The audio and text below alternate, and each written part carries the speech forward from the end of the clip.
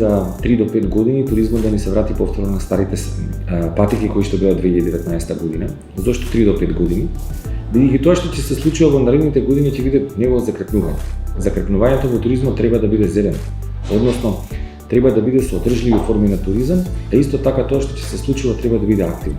Сите некако сме концентрирани и фокусирани кон тоа колку изгубивме оваа година, но можеби ја би ја спртал од една друга гледна точка и би кажал колку ние добивме време за да направиме нешто повеќе. 2020 година позитивата во туризмот ќе се мери во што помал минус.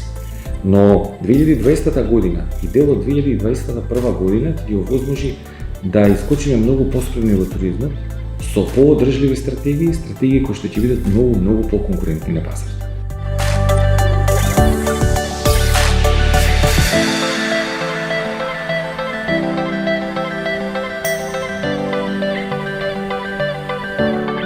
Пандемијата си го направи своето и покрај вообичаените ИСО, ХАСАП, други стандарди во туристичко-хотелиерската индустрија, се наведува и дополнителни здравствени протоколи, кои што во многу нешта овозможуваат самите туристи и посетители во хотелите да се чувствуваат многу побезбедно во дестинацијата.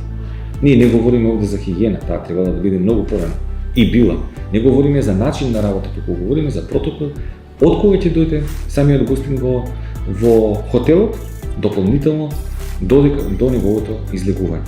Од храна, од негово движење, од начин на прилагодување на условите во кои што ќе бидат во хотелот, а исто така дополнително може да кажеме дека сите мерки кои што се препорачани мораат да бидат испочитувани. Говориме и од одредена дистанца, говориме и маска, говориме и миење раци, и исто така говориме и во елементи во помало групирање на луѓе.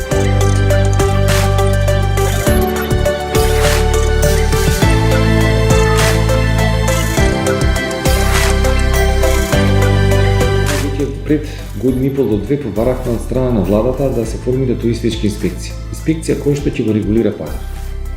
Ковид кризата наметна дополнителни потреби од контрола и тоа треба да го работи пазарната инспекција и мислам дека досега многу успешно го работи, но без разлика на фактот дека сепак за одредени прекршувања на сите тие мерки и наше опуштање сепак сме индивидуално и колективно ние сите заедно одговорни.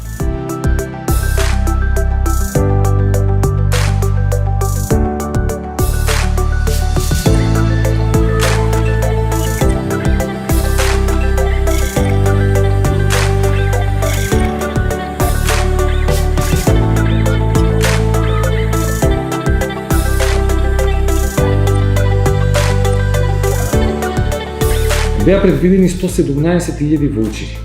Тие се доделија на сите граѓани кои што имаат примања под 15.000 денари и ни се овозможи еднократна помош за летување од 100 евра.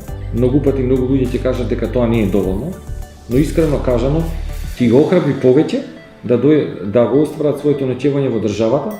Зошто? Затоа што тие и така таа целна група воопшто не ни планираше 2020 година да замене.